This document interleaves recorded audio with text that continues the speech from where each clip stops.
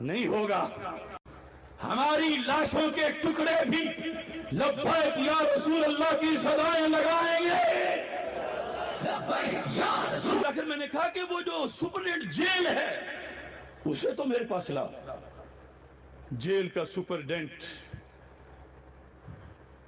اس کا کچھ ہونے میں ہے کہ چلتا ہے تو آگے آگے جھنڈا لے کر پریڈ ہو شار، سب قیدی نگاہیں نیچے کر لیں.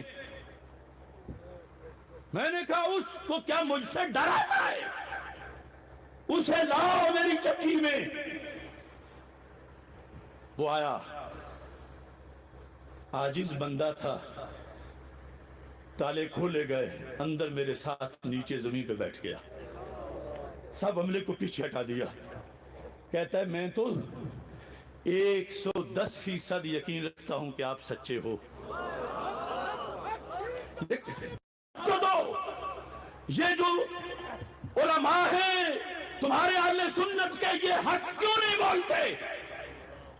ان کی زبانیں گم کیوں ہیں؟ میں نے کہا تم ان کا جواب مجھ سے نہ پوچھو، وہ ان سے پوچھو. تم اپنا جواب دو. تم مجھ پہ کیوں ظلم کر رہے ہو؟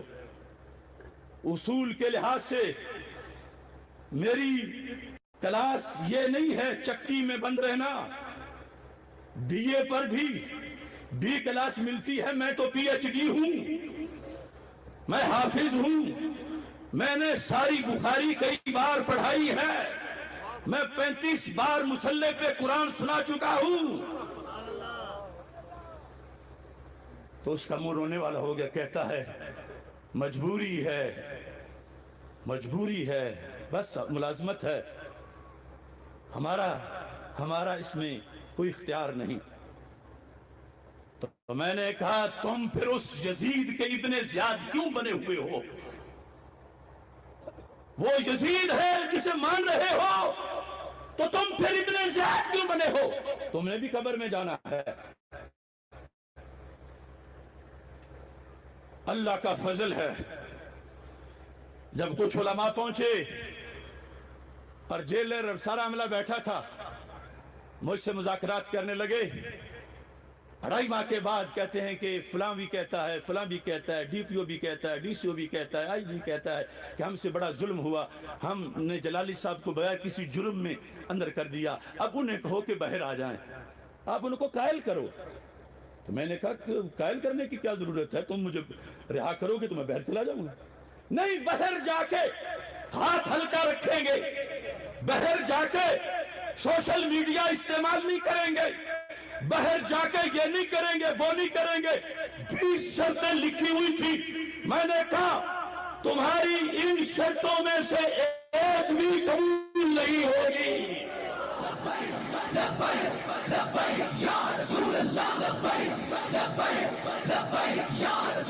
مجھے کہنے لگے پھر تو موت کے قیدیوں والی وردی اس دن میں نے پہنی ہوئی تھی. میں نے کہا پہلے کچھ ڈر تھا موت کا، دن رات پھندا پھانسی گھاٹ کے ساتھ رہ کے موت کا ڈر بالکل ختم ہو گیا ہے. میں تمہیں لکھ کے دے رہا ہوں، اگر کوئی یہ کہتا ہے کہ گستاخی ہوئی تو حکومت اس سے ثابت کروائے اور مجھے پھانسی پہ چڑھائے. بھگتنا قیامت کے دن ان کو پڑے گا. اور اگر ثابت کوئی نہیں کر سکتا تو پھر جو یہ کہتے ہیں انہیں 80 کوڑے مارنے پڑیں گے. وہ کہنے لگے یہ تو لینے کے دینے پڑ گئے. میں نے جیل سے پھر خط لکھا. میں نے کہا میڈیا کو بلاؤ. انہوں نے وہ خط سینسر کیا. میری ان سے لڑائی ہوئی. میں نے جیل جانے سے پہلے بھی پریس کانفرنس میں اور بعد میں بھی کہا، اب بھی کہہ رہا ہوں، دنیا کا کوئی عالم دین کیڑا مکوڑا نہ ہو، بالخصوص جنہیں باہر سے بلایا گیا تھا میرے ساتھ مناظرہ کے لیے. میں نے کہا تھا میرے خلاف اسمبلیوں میں قراردادیں منظور ہوئی، مجھے بلاؤ قومی اسمبلی میں، مجھے بلاؤ سپریم کورٹ میں. دنیا کا کوئی عالم اس کو سیدہ پاک رضی اللہ تعالی عنہا کی توہین کہے تو مجھے اسمبلی سے باہر ہی نہ نکلنے دو، وہی مجھے پھانسی لگاؤ. اور اگر تم کہتے ہو کہ بلا وجہ ہم نے بند کیا، اب ہمیں بخش دو، معاف کر دو، تو میں نے کہا حد قذف کی سزا 80 کوڑے ہے، اور حد قذف معاف نہیں ہوتی، میں نہ یہاں معاف کروں گا، چونکہ جو ذاتی گالیاں ہیں وہ میں معاف کر سکتا ہوں، جو دین میں جہاں توہین نہ بنتی ہو اسے توہین کہنا، جو گستاخ نہ ہو اسے گستاخ کہنا، اس کی سزا کم از کم 80 کوڑے ہے۔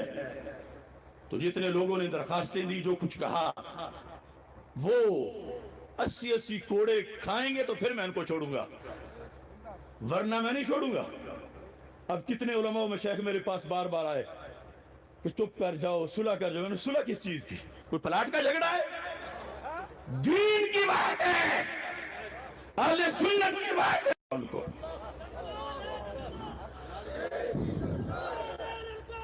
اس واسطے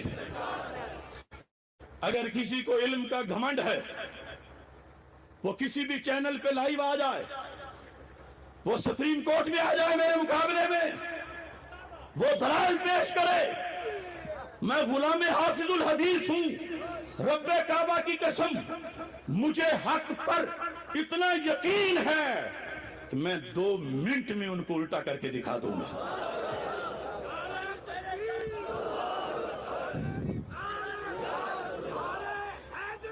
جو مسلک تھا اہل سنت کا میں نے وہ بیان کیا، اور اسی کو گستاخی کہنے لگے۔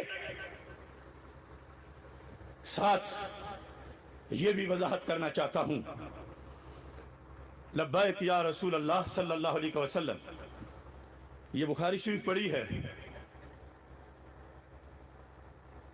ایک ایک حدیث میں 3 بار اس کا ذکر آیا ہے۔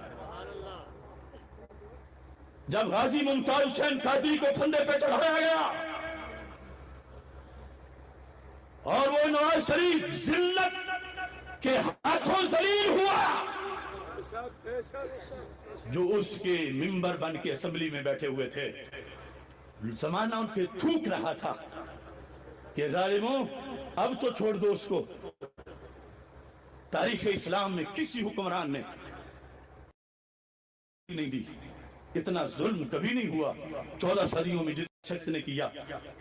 کئی ایم پی اے، کئی ایم این اے، کئی پیر، کئی گدی نشین اس کی بغلوں کے نیچے بیٹھے ہوئے تھے، اور جدھر گزرتے تھے تو لوگ لبیک یا رسول اللہ کہہ کر اشارہ کرتے تھے کہ یہ بھی قاتلوں کے ساتھی ہیں۔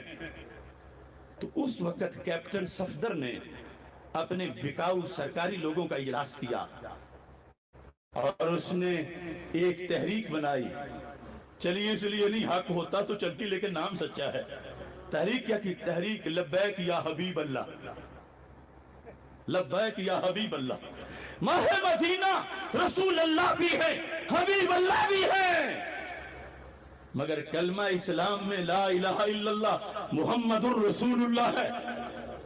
کیا وہاں بھی حبیب اللہ کرو گے؟ وہ حبیب اللہ ہے، مگر 14 صدیوں میں جب بھی غلاموں نے سرکار سے عہد وفا کیا تو لبیک یا رسول اللہ کہا۔ اب لوگ چاہتے ہیں کیپٹن صفدر کی فکر رائج ہو، اور صحابہ کا نعرہ جو سرکار کا منظور شدہ وہ چھوڑتا ہے۔